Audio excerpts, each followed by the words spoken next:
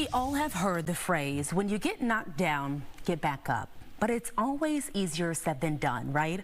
Brooklynne Thorson's story is a testament to how important it really is to get up and keep going. I'm so scared. So they tell us when to go, right?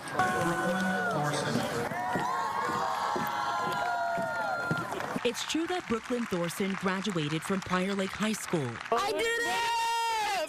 It's also true that Brooklynne has more to accomplish a lot sooner than most of her classmates. Hi, Abby. Hi. Thanks for coming. I appreciate it. I'm so good. How are you? A bright honor student with an even brighter personality. Oh, thanks for coming. You're the best. Brooklynne is planning her future. We talked about Mankato, Eau Claire, Madison, and Iowa. And I'm going to Eau Claire. But what many at her graduation party don't know is that Brooklynne is just hours away from something even more life-changing. I'm living my best life over here. She's always lived her best life with jokes and a smile, even through the worst of times. At the start of middle school, Brooklynne was diagnosed with a brain tumor at 12, a second tumor before high school, and now a third at 18 before heading off to college. I turned to my mom the night before because I couldn't sleep, and I asked her if I was going to die. I remember she asked that, and I instantly looked at her and I said, no, you're going to fight with everything you have. It has been an emotional roller coaster. Brooklynne's tumor is the size of a grape, which will require yet another surgery, chemo, and radiation. What if I'm not the same as I was the first time, and people are expecting me to be doing everything I did? Time has often showed Brooklynne's toughness. This was one of my biggest accomplishments in high school, though. She loves gymnastics and is a competitor at heart. So when she was diagnosed with her first brain tumor the size of a baseball, she knew she had to beat it fast. Obviously, a gymnastics beam is 4 inches, and to me it looked like it was the size of a spaghetti noodle. Brooklynne was in surgery for 10 hours, but had been determined to get back to the floor. We were told that she would be in the hospital, I think, for 7 to 10 days, and she was out in 47 hours. 14 days after surgery, I walk into the gym, and I open the door, and I look, a car's pulling up, and she gets out of the car. I'm like, oh, Brooklynne's here to say hi to everybody. That's awesome. So she walks into the gym, and she pulls on her Leo, and she's like, I'm ready to practice. And we're like, what? But this speaks to who Brooklynne is. Dedicated and devoted to winning, always pushing through the hard days, even when it gets harder to see past them.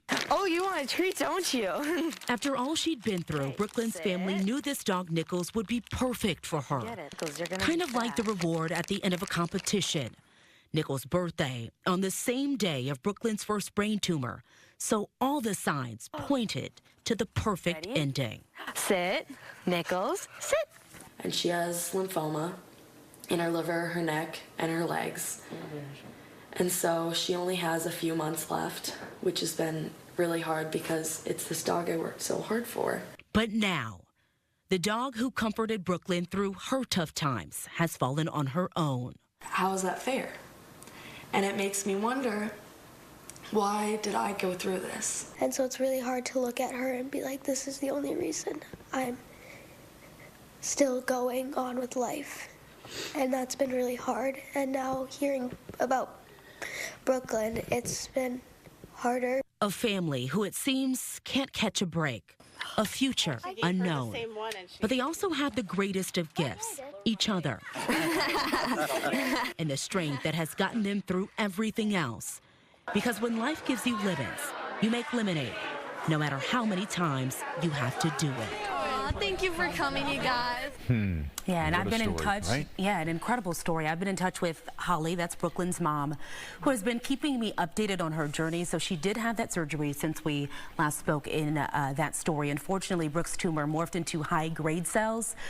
This means that she now has to go through radiation treatments and also 2 years of chemo. But despite this news, Tim, she is in good spirits and still plans to attend the University of Wisconsin in Eau Claire. She wants to become a pediatric nurse. See, there you go. Yeah. And it's really a story for all of us to learn from about never giving up. Determination, right? Love, just defiance, everything, I think. Yeah. Nothing's going to take her down. No. Nothing. No. Not this And either. we're praying for you. Yeah, right. Yeah, we'll still